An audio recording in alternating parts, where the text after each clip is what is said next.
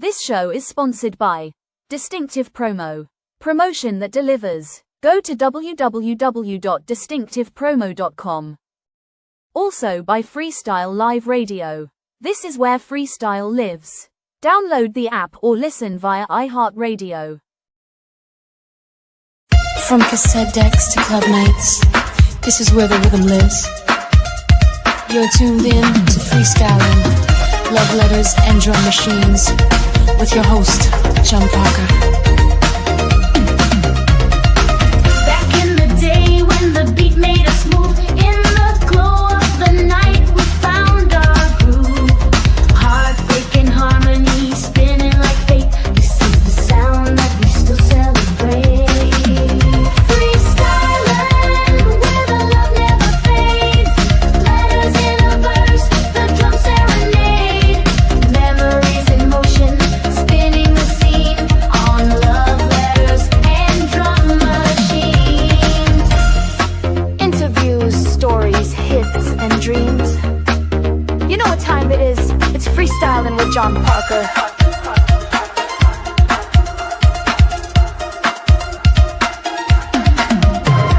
Legends and lovers, the beat goes on. From club floors to the airwaves, we carry the song.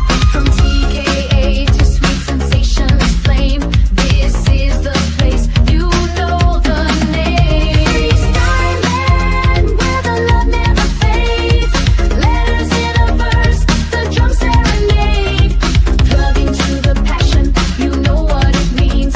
It's love letters and drum machines.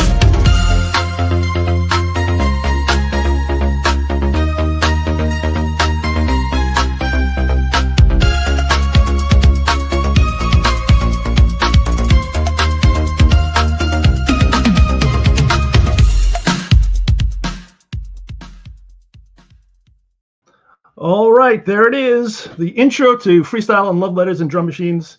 A lot of talk about AI music lately, and everything about that song is AI. It was written by ChatGPT. I just gave it some prompts.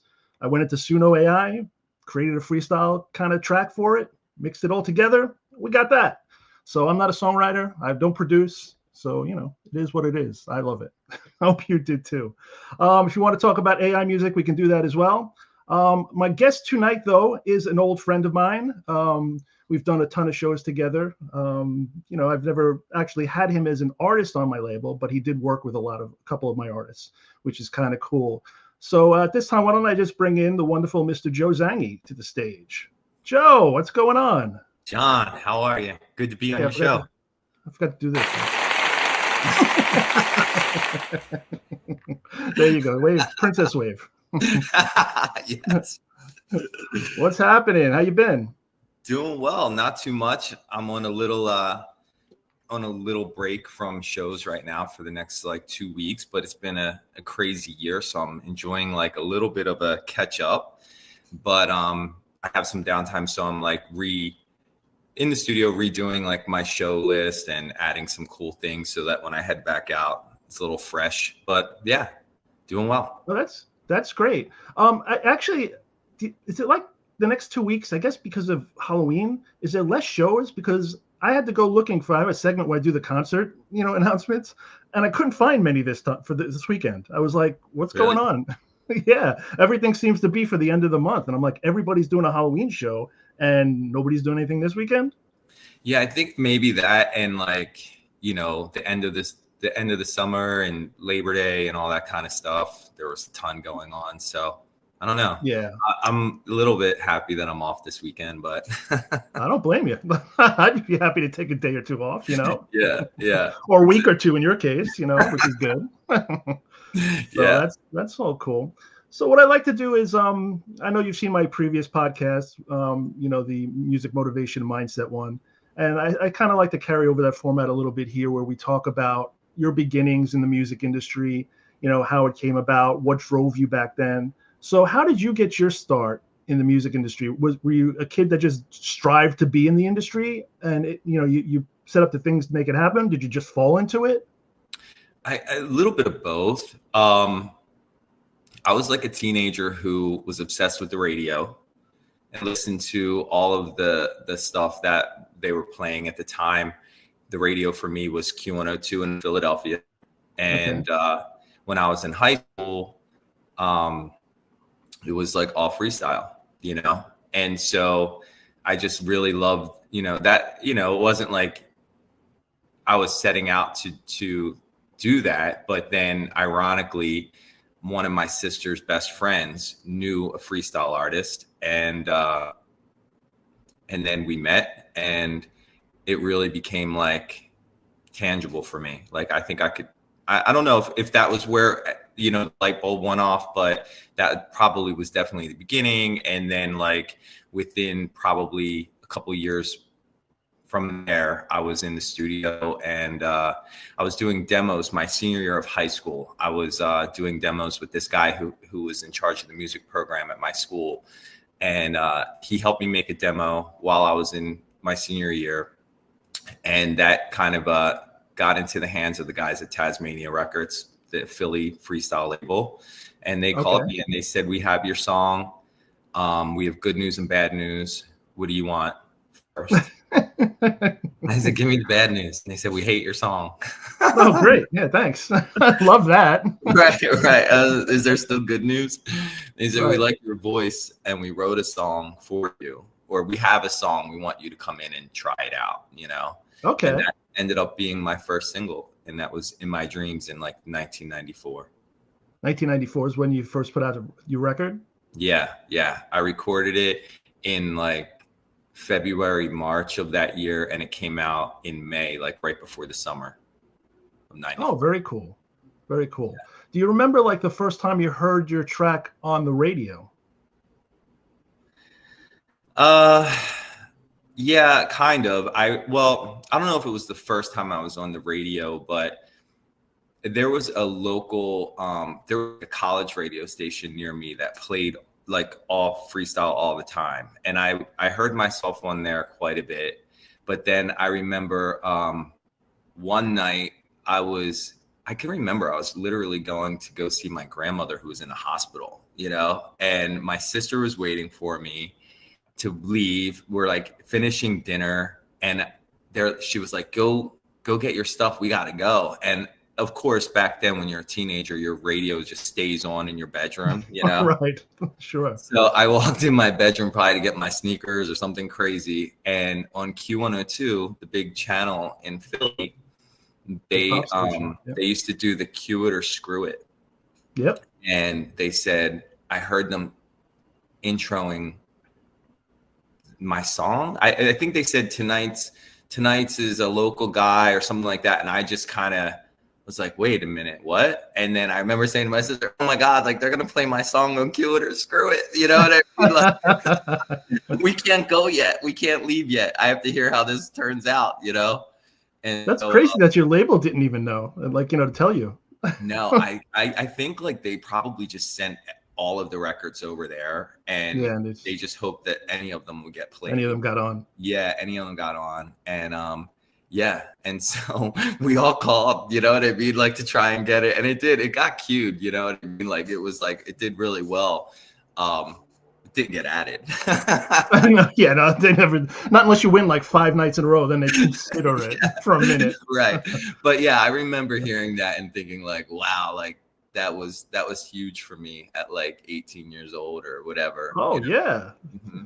It's a highlight. Yeah. You go back to your school, you're like a hero. Yeah. You were on the radio. Yeah, I was on the radio on Q102. So yeah, it was awesome. And then the local, the college radio station was this radio station called 91.5 Camden County College Radio. And it was just like this, if you were a teenager somewhere between like 15 and 19 years old and you lived somewhere within an earshot of that radio station, you were going to do everything you can to tune it in. They have a big signal, but like it was the type of thing where kids would like put hangers outside of their window. You know what I mean? Foil, you know? Yeah, foil. You would still try and tune it in even if it sounded like scratchy because people just listen to that all the time. And it was pretty much like almost all freestyle all the time on there. And they just played the hell out of my records. I was so lucky that I just connected with the listeners at the station who were like, you know, kids in and around my area, and like all of the jocks were young kids, and you know, it just was definitely a scene. So like they really helped support my early years, and so Q102 was nice to be on that big station, but like the local college station was like, that's where you really wanted to be. You know what I mean? Oh, yeah, no, they definitely, you know, supported those kind of records at the time. Was Boss 97 around at the time? Boss 97 was around at the time. And do you remember shout out to Bob Burke. Yeah, Bob Burke. Yeah, yeah. Yep. And there was, I'll tell you what, this is how I got my first set of dancers, was because of Boss 97. There was a DJ there named Tony Morris who did the weekend. Yeah, I know Tony. Show. Remember Tony? Yeah.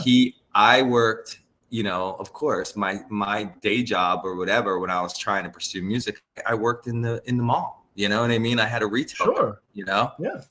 And I worked in like a jeans store, and and Tony Morris came in, and I don't know how he got started talking, but I think, you know, he told me he was Tony Morris from Boss 97, and gave me like his business card, and I gave him like my vinyl, you know, because I only had my first single at the time, and he used to play me on Boss 97 every weekend, and I used to hook him up in that store with a discount every time he came in. He wasn't stupid. He knew. No, he wasn't. And then one day he came in and said, there's this young guy who works at the merry-go-round, like a few stores down, and I told him about you, and he wants to be one of your dancers. He's going to come in. And literally, that dude ended up being one of my dancers. You know? Oh, that's great. But yeah, so Boss 97 used to play me on the weekend too, as well. Yeah. That's very cool. Want to shout out a couple of people. MDW's in here. He says hello to Joe Zangie. We got Johnny D is in here. He's yelling Joe. So. Oh wait, that's one of my buddies, John. Yo, what's up, John? Yeah. There he is. Yeah, he's right. It was merry-go-round and Chess King. Yeah.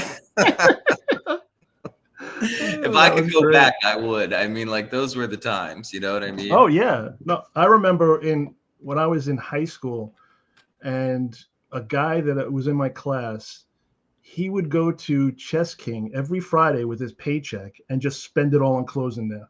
It was like, back then, not making a lot, but you know, he'd come home with like new clothes every weekend. It was like, dude, that's a little excessive, no? Yes. But that was Bensonhurst for you. Yeah. Yeah, or a freestyle artist, same thing. There you go. Same kind of thing. Hey, what's up, Michelle Ann? How are you doing? So what was I going to ask you? I had something that just slipped my mind. We were talking about, so Tony Morris, he'll actually, every once in a while, he'll reach out to me now, because he listens to my Mixcloud, and he'll say, what mix is that? You know, where'd you get that one? So I'll tell him. And yeah, I still actually talk to him too. We'll talk about, I'm sure, one of my other records, but like, I always include him still to this day on my new releases. You know, he to this day supports my songs. Right. Now, even without the hookup. Yeah, let's jump to that for a second. So now, when you have a new release, you actually have your own email list or mailing list to send music to, right? Outside of the label? I do. I mean, like, I should curate that list a little bit better, but I definitely do have people who I know within the industry. I mean, like, that I'm going to shoot off these songs to DJs, people. radio stations, whatever it is. See, that's smart. A lot of artists don't do that. And that's something that I always try to tell them is you need to create your own network, gather all these email addresses, because you're going to reach out to these people and they're going to take it a little bit better coming from an artist than it will just a label. It's going to go to spam most likely. Yeah. Yeah. You know, so that's a good thing. You learned well. All right. Let me just see here. So you were on an indie label in the beginning, right? How was dealing with an indie label? Your label mates, did you guys do a lot of shows together? Because I know Tasmania, like Metropolitan, they used to put together little shows of just their artists and stuff. Yeah. How was that for you as a kid just getting into the business? Did it help those kind of things? It did. I mean, like, so it was exactly how you described it. It was like 25 artists on one label, and they were all basically from the same area. So there was a lot of like rivalries and, you know, that kind of stuff, because obviously they would put on a concert and they can only have like 5 or so acts on a night, you know what I mean? And so luckily I got to do a lot of that. You know, I really connected with, I don't know, like I guess the labels audience, you know what I mean? Because right out of the gate, my first single, In My Dreams, did well for them. And so, and for me, but then I went on to do 10 singles with them in a matter of like 3 or 4 years. It was like every compilation that they were doing. So they put out a compilation. I don't know what the timing was, but they kind of said at the beginning to all the artists, like, if you're on volume number 1, don't expect to be on volume number 2, because we need to give everybody a chance. And there's only like 12 or 14 tracks on a CD back then. But I was on like volume 1, 2, 3, 4, 5, like right out of the gate, I was on almost all of them. You know what I mean? Like, well, I came on 2. So I was like on 2, 3, 4, 5, you know, 8, 10, 12, like just, you know, whatever. And yeah, so that was really helpful. And getting on the stages back then locally, it was good to like kind of be like a boot camp for new artists, you know, like a lot of new artists come out and they don't have like the, you know, any stage training, you know, any live shows or stuff like that.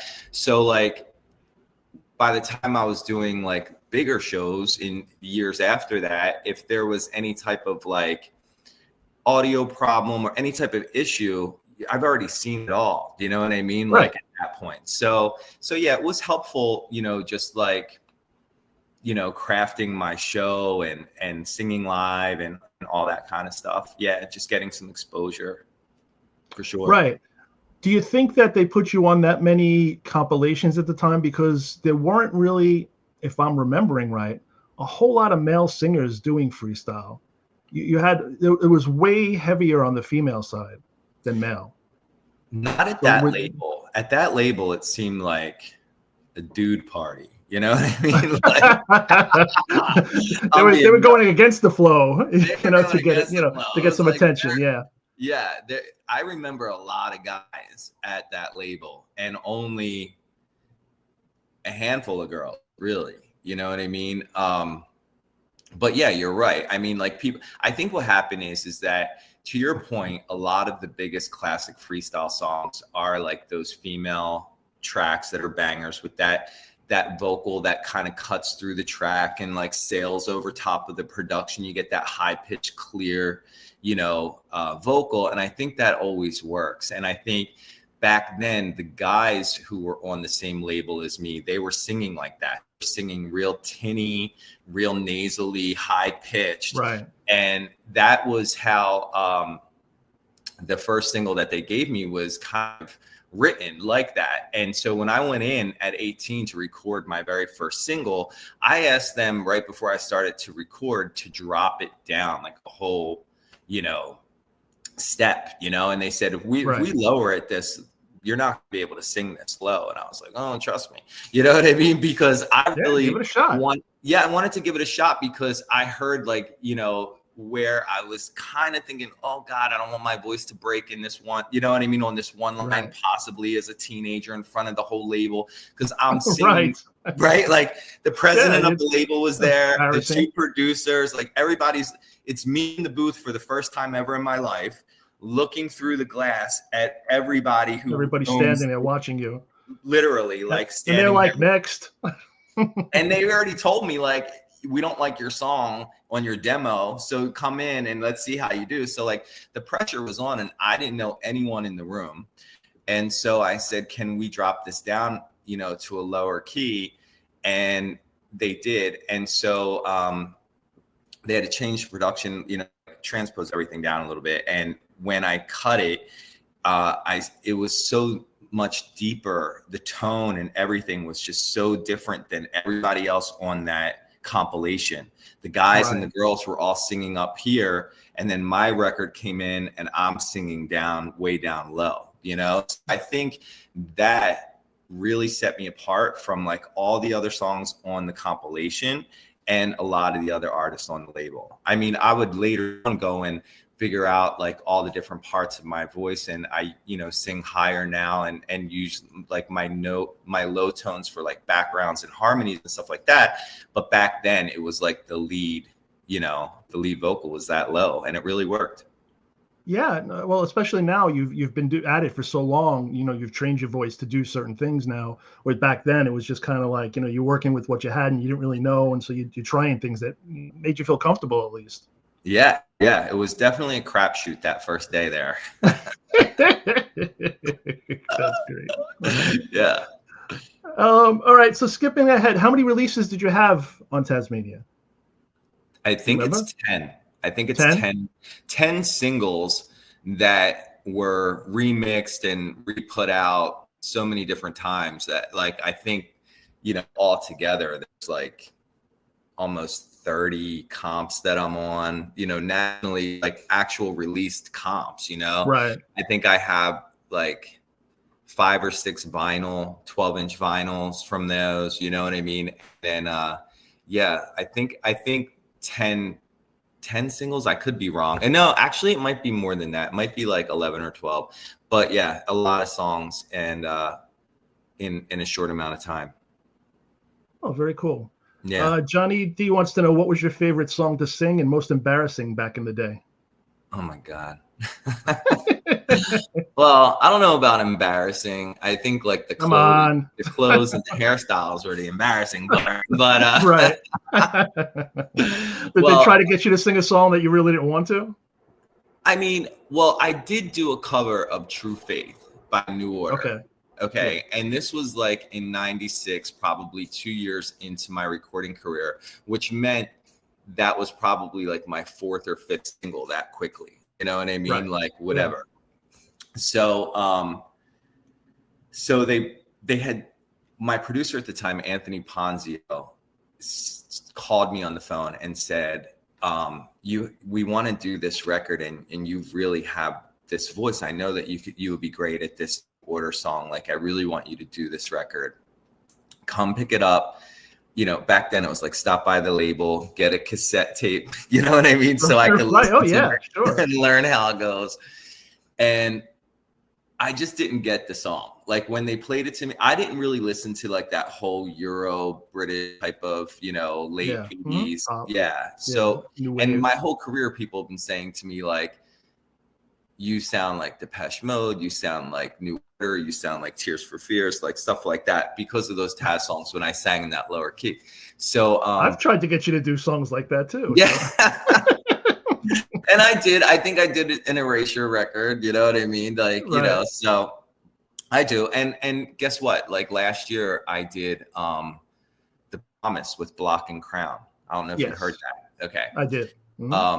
So I do, but back then I was like, you know, young and just freestyle driven, crazy, you know. So when they gave me this like 80s song, True Faith, I was like, what is this? And then I heard the lyrics, I just did not relate to the song. So I didn't really think that it was the right fit for me at the time. And then I went back to the studio, to the label. They had a pre-production studio at the record company. And when I went in to talk further about it, like after I listened to it, I think we set up a meeting for me to go back. And when I went back, they were really slick because they were playing the production of it. They were actually playing it live and it sounded amazing. And I didn't know it was that, but they were like, listen to this, you know, let us play you what we're working on. And I was like, wow, what's that? And they were like, that's good. This is the record that you don't want to do. You know what I mean? I was like, so by the time I recorded it, I was totally on board and I did, you know, I understood why they wanted me to do it. And I did feel like they were right. Like it was a good choice for me at the time. But yeah, back when they first showed it to me, I was like, I don't think so. But yeah, but embarrassing, not too much. I mean, you know, when you're that young and motivated, I don't think you even think about being embarrassed. You're just like, whatever.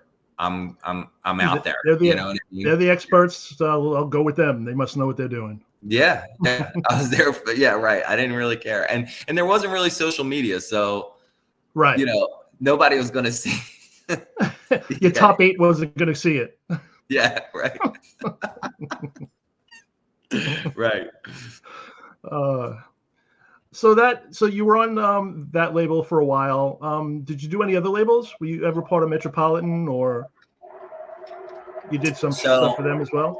When I was at Tasmania, the first 2 years, I was there, they were distributed by Hot Productions in Miami.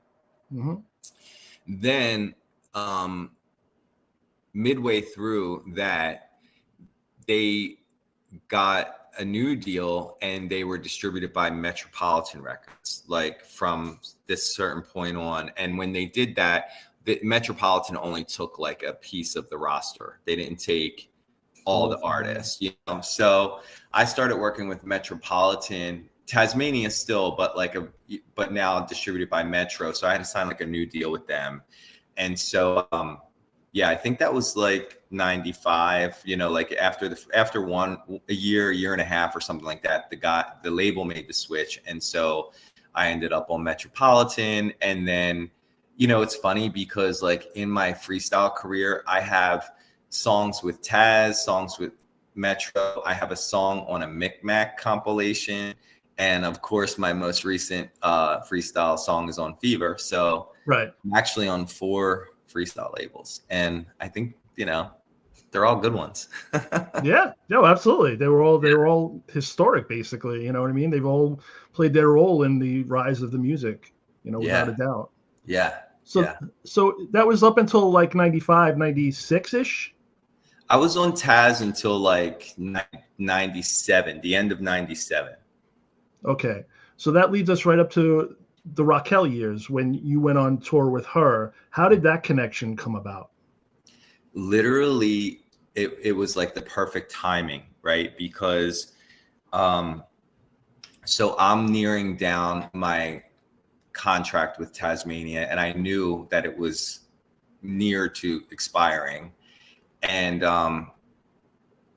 you know, I just really was ready to move on. I didn't know where I was going to go after that, but I just knew that 10 singles and whatever, I need to find something else. You know what I mean?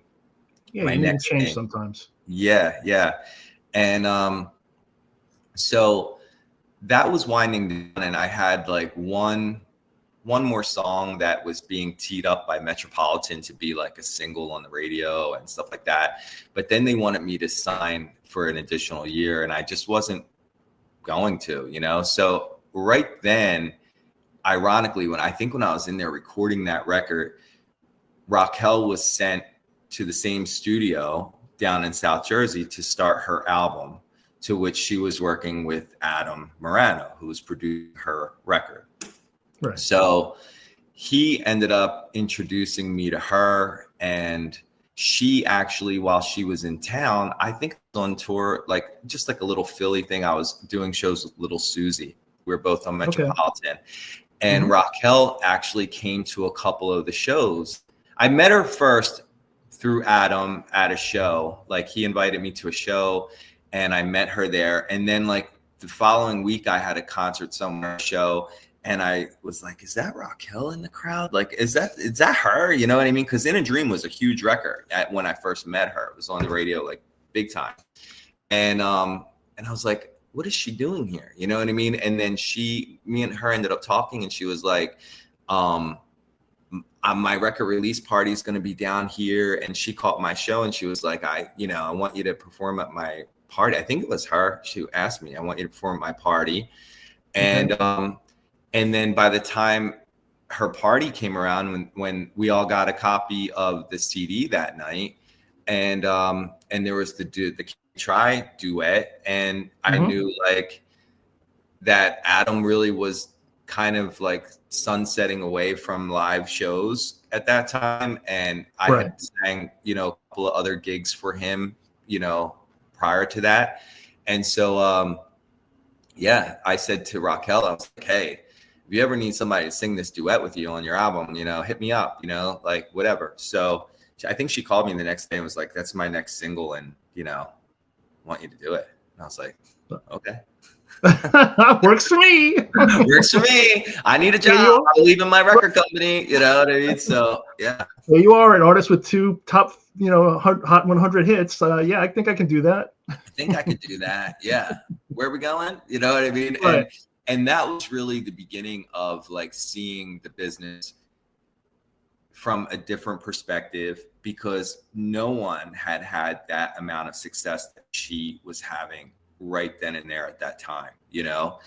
Yeah. And I mean, you know, because you were there too at the label. I signed her, yeah. I discovered her. You were there for it all. So, yeah. you know, so I went for like a week or two, just went along on the shows, just hung out in the limo. And just watched her show and stuff like that.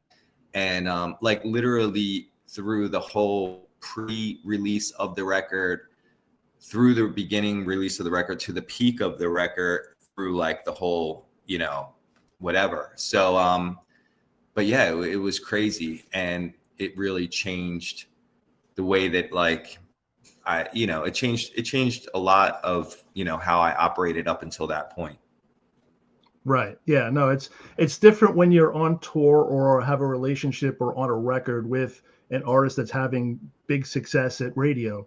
It changes a lot of things in your life. So I'm sure that, like, you know, the touring schedule just went nuts. You know, we weren't really involved in her touring that much, just the big shows. But yeah, every weekend, I'm sure you were working at least 3 shows, you know? No, it was even more than that. I mean, like that tour was almost every day. You know what I mean? Like we were doing like 5 shows a week sometimes. You know what I mean? Where it was just like one after another, after another, after another.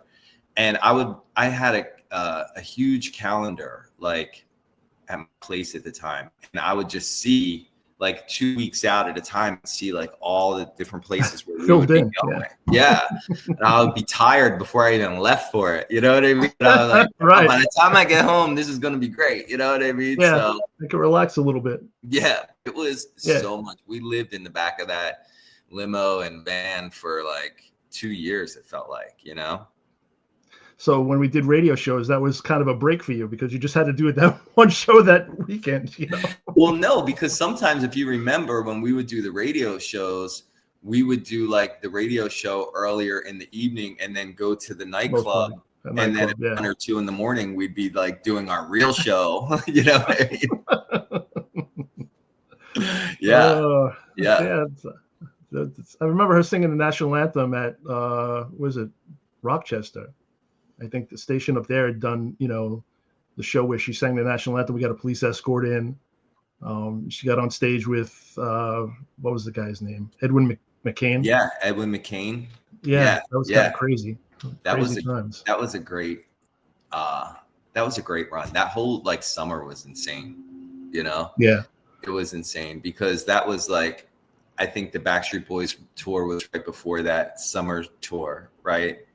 So was that before or after? Like, I think it might have been like at the end of it or after.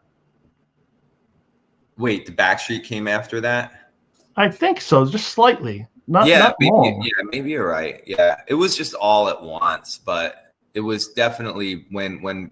So I left Taz in the end of '97, and that Raquel tour for me was like 98 through 99. So it went, you know, one after another. And yeah, it was a game changer. It definitely was wild times, you know, like wild times.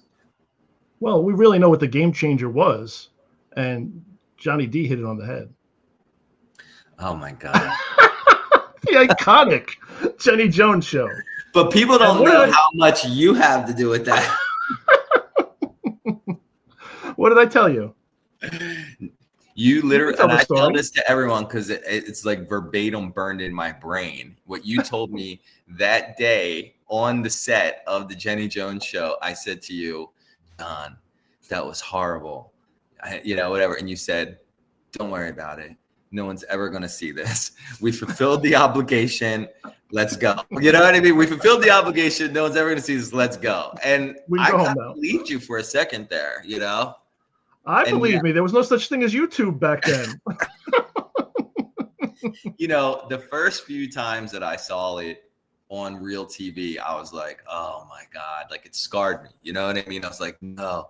And then for years, me and Raquel would try and like hide it a little bit. Like when people would tag us, we'd be like, no, that's okay. I'm good.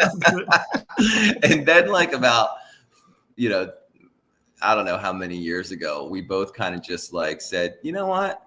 It's cool. Like, even though we hate the way like it is, you know, whatever, it kind of just like, you know, puts a check mark on how long we've been doing this for, you know what I mean?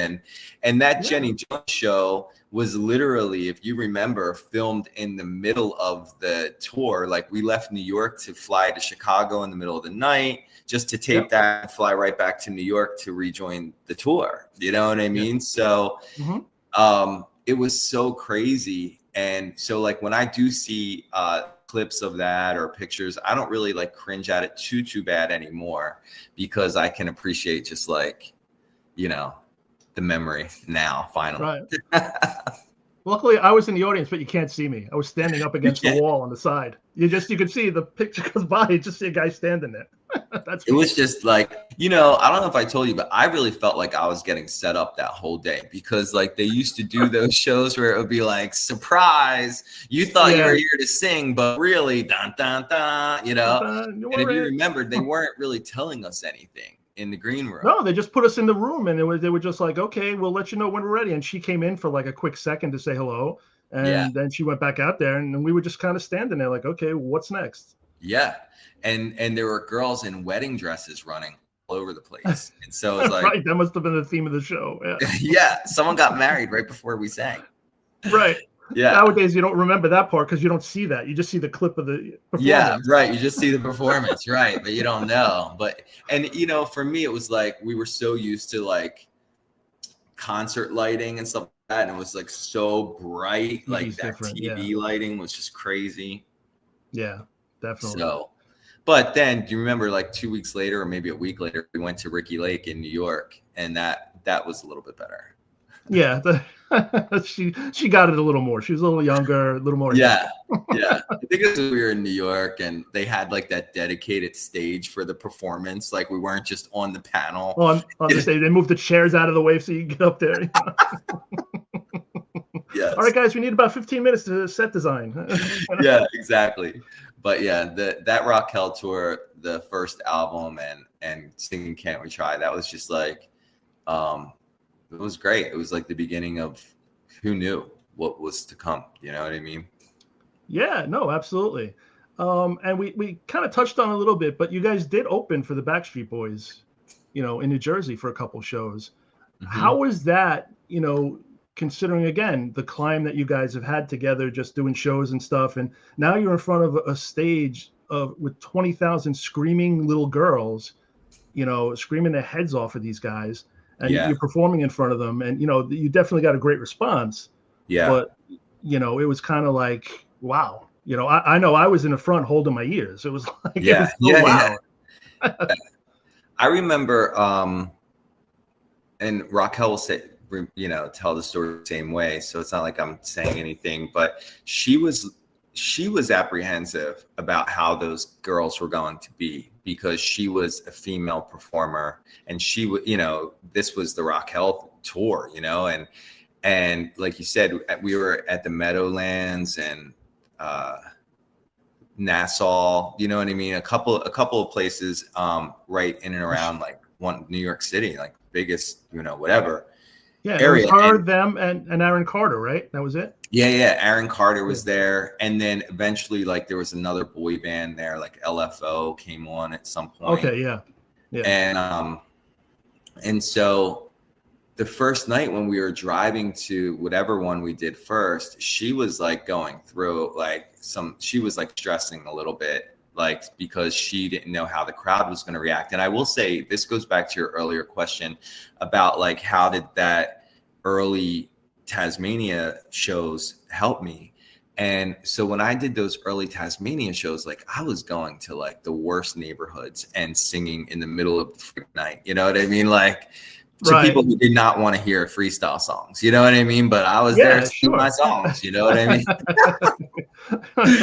Some old, 50-year-old guys out there, get out of here. So when we were going to the Backstreet Boys tour, and she was like, what if they don't like me? You know what I mean? What if the crowd isn't supporting me because I'm a girl and they're all girls, you know?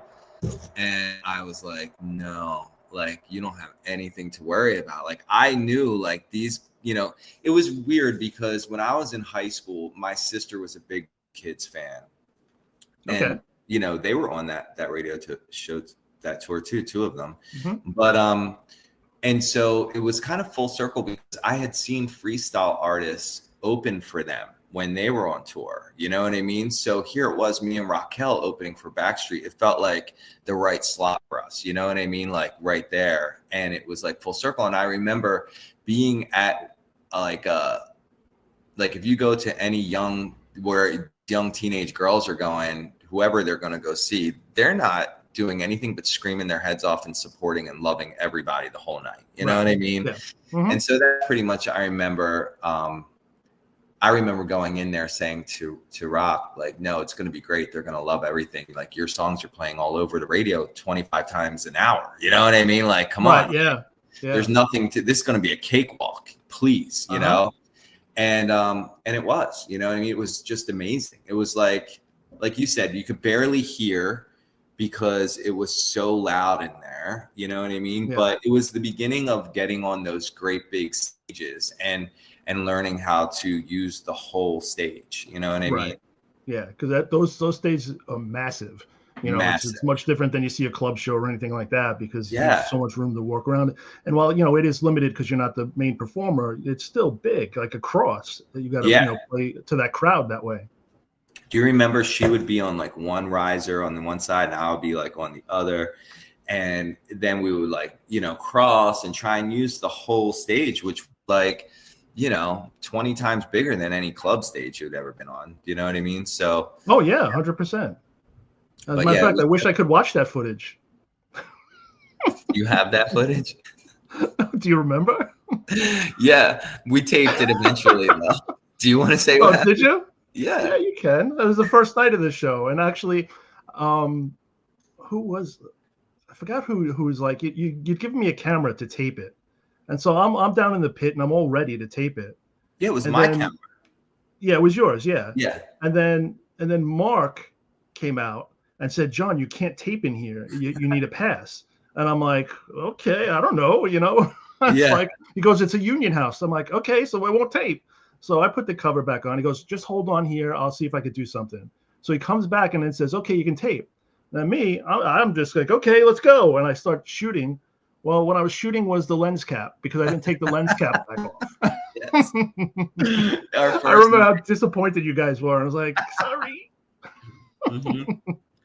But life happens. The good part of that story is the next night we got to do it all again because we were on the tour for so many nights. The next night we got to do it again, and we had to get a press badge or something for the camera. Yeah. And we got it on. We got it filmed the second time. That's good. Yeah. You should post that footage because that would be cool. I should. You know? I should post that. Speaking of footage, do you remember doing these summer sessions, the promo-only summer sessions in 2011? I do. The House of Blues. House of Blues. You remember who was on that show? I do. It was the summer sessions is always cool because it's like a little mix of everything, right? So we had some R&B hip hop guys. Like I remember I had lunch at the same table with Lil Jon, so I know he was there. Lil Jon, Jason Derulo, 50 Cent, and then I'm trying to think who else. Dev, that song "Dancing in the Dark," right? She was there. Yeah, she did G6, or G5, whatever it was called. Yeah. There was a lot of great. Do you remember who else was there? Was Crystal Waters? I don't. I have the posters here somewhere. I should have pulled it out and looked at it. Yeah. Was Krayshawn on that one? She didn't really. Krayshawn. Oh yeah, I went on right after her, and that was Yeah, not. she didn't really go over well there, but she was a No. huge Raquel fan. Like, Oh yeah, that's right. She was. Yeah, yeah, that's which right. is she was a rapper from like the West Coast. So she came Yeah. down to do the show because she was signed to a major label. Yeah, But that was really big for me because 2011, I had taken a significant amount of time away from recording, probably like 2003 or 4 till like 2010. Like I took like a big chunk of time off, and then in 2010 I dropped just like a independent freestyle full length album because I felt like I had been doing all of these singles that I just wanted to put together like a full album, which I did on my own with no label attached. And then somehow I ended up, getting the chance to do You Remind Me. That was a new song that I worked with Megan Rizzo on. And I guess that is how I got on Summer Sessions. That's great. We just happen to have some of that footage right now. So hold on 1 second. We're going to play a little bit of that. For those that weren't there, Summer Sessions used to be during the DJ Expo in Atlantic City. Promo Only would put on our own little convention. We would invite radio programmers down, and we had 400 people that we would bring in for this. And then, of course, we'd share with DJ Expo. We'd let them, we put together all the acts for them. And they had the House of Blues, and we just put it all together. It was a great time. We never paid any of the acts, 50 Cent, Pitbull. They all came down and played for free. But here's Joe. Joe was on stage doing You Remind Me. So let's take a little peek at that. You remind me, you remind me, you remind me of someone that I used to know. Atlantic City! 2011. Come on now! Put your hands up, DJ Expo! You remind me of someone that I used to know. Here we go. I see you over there. Look like my pants, try not to stare. No. It's been a minute since I hit it. That love, I can't forget it. And I thinking about what the game she played. I had to get away, yeah, that's why with you I'm starting over. Here we go. You remind me of someone that I used to know, but you're not the same, you don't play the game, you don't drive me crazy. You remind me of someone that I used to know, but you're not the same, I'm glad you came. I wanna know more, wanna know more, I wanna know more. Zangie performing at the wonderful Summer Sessions. That was great. I used to dance. Yeah. You used to hire a lot of dancers too. I used to hire a lot of dancers too. Yeah. 6 dancers on stage. Come on, dude. I mean, it was the Summer Sessions. I had to come with a show. You had to step it up. I mean, 50 Cent was there. I know. I had to show him what was going on. Oh, those were fun times. Totally fun times. That was a great night. That really was so much fun. Yeah. We touched upon it a little bit before, cover records. You've done a couple of them, like most artists do. You've done your fair share. In addition to the original material, you've done you've gone out and performed collage songs in your set, and then you covered I'll Be Loving You. Now, how does that go over? How did you choose to do that? I mean, we talked about he gave you permission to kind of do that stuff, right? Yeah. So how does that come about? Because he didn't want to tour. You had said, right? Yeah. Well, I mean, you remember the song was a hit back in 91. It's still massive. If you play it, people go nuts. Yeah. And so, but I'm saying when I did, when he asked me to do Can't We Try, you know what I mean? And I took on that record. It wasn't like, oh, and let me, whatever, let me just cover all of them, it wasn't, that, but somewhere 10 years into that, probably 15 years ago, I don't know, I was backstage at like one of the big freestyle concerts. I think the Freestyle Free for All or something like that. And you know, all of the you know how it is. There's so many like music execs back there, you know, whatever. And artists one of them, around. yeah, everybody's floating around, especially in Atlantic City, because you get all the New York people that come right down for that. And so one of the execs from a label said to me, you know, you really there's some guy out there I heard singing a version of I'll Be Loving You and it was all awful. Like, you should really do that record. And I'm like, well, I don't know about that. It was like it was the first time somebody had like brought it up, you know what I mean? And I thought, okay, I'll, you know, whatever. And so it continued to be brought up to me by other, you know, sources, you know? And so I was like, okay, I understand the need. Like and for me, it was people want to hear this record. It's a huge classic that people want to hear. And so I was like, yeah, I'm up for it. You know, so I did, you know, have a whole series of conversations with everybody involved in that original record.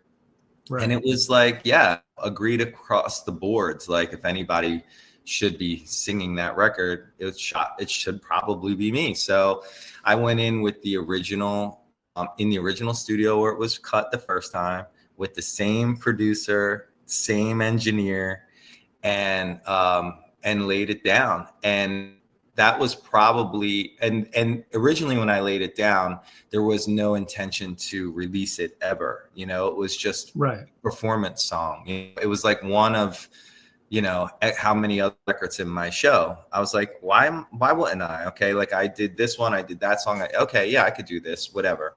So after I recorded it, the engineer, one of my good buddies, Rob Federici, who you know, was like, it's so weird how Rob was there for the original cut recording and my recording, you know what I mean? And he says to me sometimes, like, I can't even tell the, you know, it's weird. It's like, right. Can't tell the difference. Yeah. Yeah. It's so similar. And I was like, okay. And then the first time I did it live, it was at a Fever show, I think, like years and years ago. And Raquel said, do you want to, it was, she was on the show and she's like, can you come and do Can't We Try With Me, blah, blah, blah, whatever. Right. I was like, yeah. And I was like, you know, can you give me a couple more minutes? I'm going to do I'll Be Loving You, you know? So, but don't tell anybody. And so she was just surprise everyone. Yeah. And so right before I went on stage, Sal Abatello was in the wings and I said to him, do me a favor and watch our set. I have something, I'm going to do something.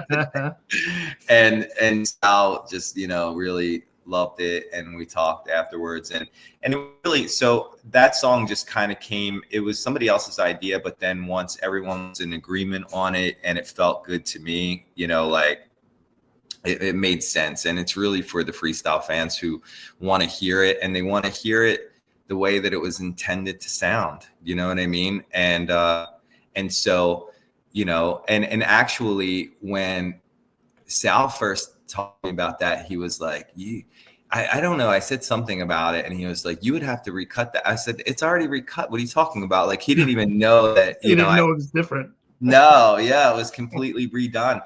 And so that was it. It was kind of just like, and seeing how much the freestyle fans really loved that song and, you know, being able to sing it for them, it all worked out. So yeah, it made sense for me. And then about a year ago, Mike Ferrullo told me that he wanted to remix it and put it out. And I was like, okay, let's see, like we talked about it. And so it ended up working. I recut it again.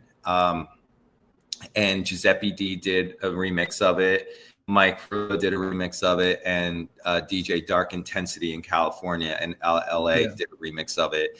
And then in that release last year, there's a classic mix on, which is like the first time I cut it like 15 years ago or something like that. That's on there as well. So that's cool. You get the newer vocals from last year, and you get like the classic vocals of the first time I ever did it from like 2012 or 15 or something like that, you know, whatever it was. Yeah. But yeah, you could hear the youth in my voice. That youthful voice. That youthful voice. But yeah, you know, it's good singing. It's been fun, you know what I mean? But yeah, That's no great. controversy. Yeah, no, not at all.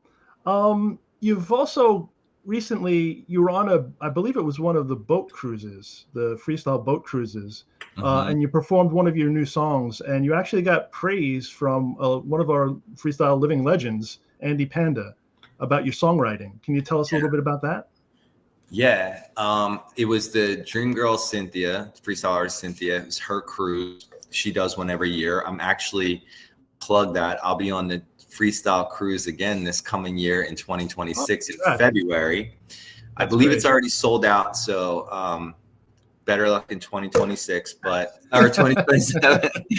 But I'll see everybody there in February. But yeah, so about a few years ago, Cynthia invited me to be on it. I think this will be like my 4th or 5th time going. But 3 years ago, I had written you remind me. See what you made me do? Love You Like Wow was like this song that I had been crafting to myself for like months and months. When I tell you how many times I rewrote and recut that song and changed it, but it was really because there was no one really like, I was just doing it, and it was like right after COVID or kind of during COVID, you know what I mean? So I was just like, I hadn't really written a song like for myself in a while, and definitely hadn't had a new freestyle single in years. And so I was just like taking my time with it and writing it. And so by the time I got done the song, I was really proud of it. And when I was at the freestyle cruise, I had just finished the song like 3 days before that. And so I had the opportunity to sing it, and Andy Panda was on that cruise, and someone asked me, I hadn't ever met him yet before, and somebody said, "Oh, Andy wants to meet you and talk about the record." And so, and for those that don't know, he did like all the CoverGirl stuff. He you know, really big records back in the day. Yep.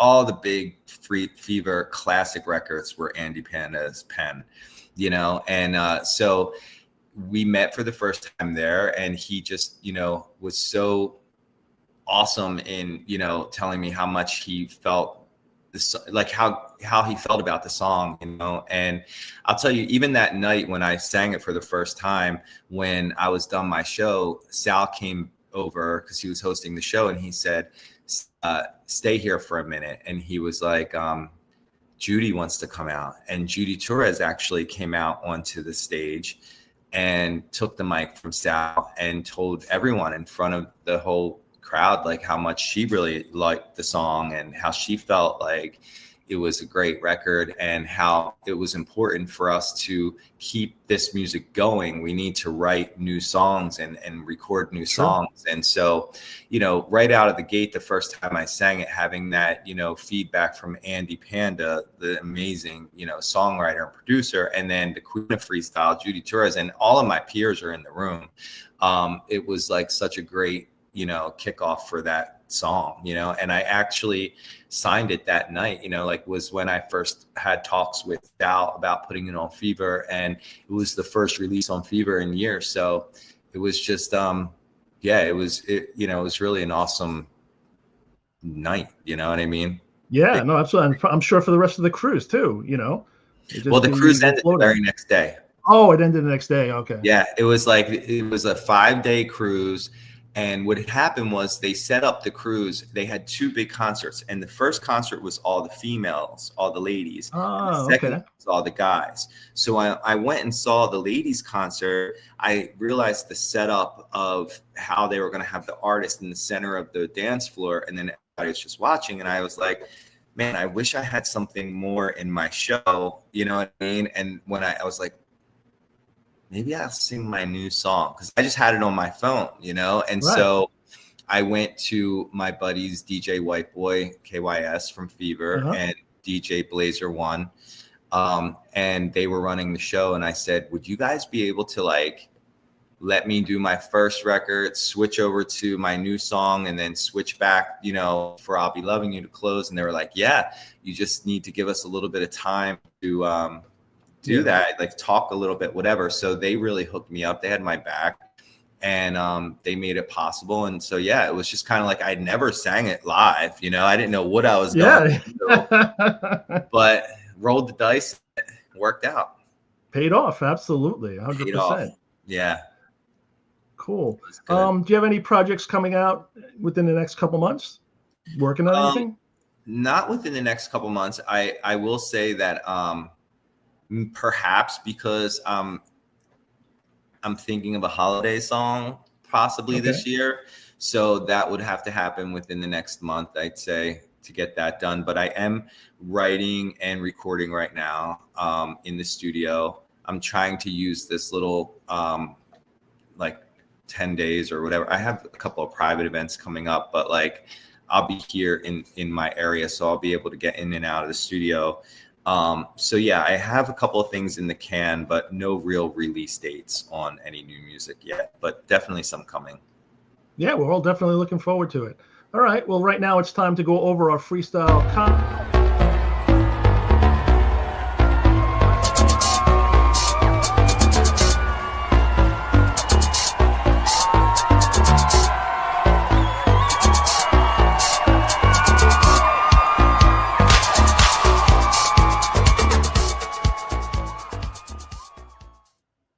All right, so going over the concerts for this weekend. And again, if you want to be listed on here, just you got to send me the information. You can do it at info@freestylin, there's no G on that, .net. Send me that. Send me links to any new songs. We can do a love it or hate it. There's a lot of kind of different things we can do with your music or just any information. You know, we're here to help. Well, I'm here to help. Show's going to leave soon, so. But he'll come back for the Christmas show if he puts out the Christmas, you know. Yeah. You know, we'll have him back so he can sing it live for us. That's right.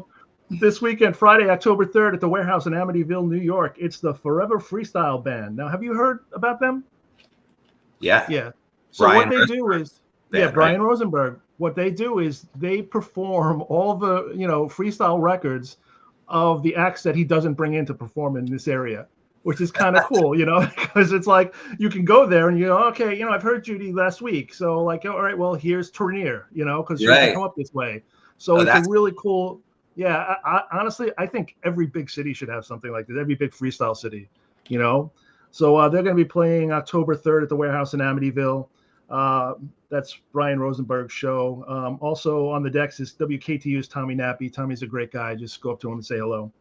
Also on Friday, October 3rd at Pastels on Staten Island, it's Freestyle with a Purpose. Live on stage, you'll have George Anthony, Deneen, Stephanie Bennett, and others with music supplied by Frankie Cutlass, Blazer One, and more. Doors open there at 7 p.m. And then on Sunday, October 5th, it's the Soiree Brunch Freestyle Edition with Judy Torres. That's going to be at the Marabella Coastal Mediterranean in Staten Island. That starts at noon. That's pretty pricey because it's a brunch. Brunches aren't cheap. But, you know, go out there, support Judy, support those shows, support our local freestyle artist shows. Really important to keep everything going here. And what do you got coming soon, Joe? I'm really excited. Like we're in November, I'm heading down to Texas for a couple of shows. I'm on, I think it's called the Freestyle Flashback Tour. In coming to San Antonio and to Houston in November. I also will be playing on the Freestyle Free For All show at the Hard Rock November 15th in Atlantic City. And like I said, the next week I'll be in Houston and San Antonio, and then meeting up with our girl Raquel, who's also on those Texas shows, but she and I will be ending our Can't We Try tour in Modesto, California on Friday, November 21st. So I'll be November 15th, 19th, 20th, 21st, all in Texas and California and Atlantic City. So, and then in December, I will be at the Dream Girl Cynthia's doing it's in the Poconos with Cynthia Seabank, TKA, Cover Girls. So big freestyle show in the Poconos the week before Christmas. Oh, that's great. That's fun. And the Can We Try tour has been really successful. I think it was great that you guys were able to put that together and do that. Yeah, Entourage Productions, Paul Lopes put that together for us, and we've sold out. Like, I think we've sold out. We've done, I think, 5 shows, and maybe like 3 or 4 of them were completely like sold out, and the one was close to it. But people coming out supporting us on those shows, and it's great for me and Raquel to be up there, and we do like a half an hour set. We're out there the whole time together, and we go back and forth. We sing duets that we really haven't sung, live much over the years, and it gives us a chance for us to connect and back there singing that song like we did. Yeah, that's fantastic. Yeah. So looking forward to that. Friday, November 21st, we'll be in Modesto out in California for the last show of that for now, unless there's more dates to come, but we'll see. But yeah. Yeah, no, that's great. Keep it going, well, so long as you can. There's music everywhere still to this day, which is fantastic.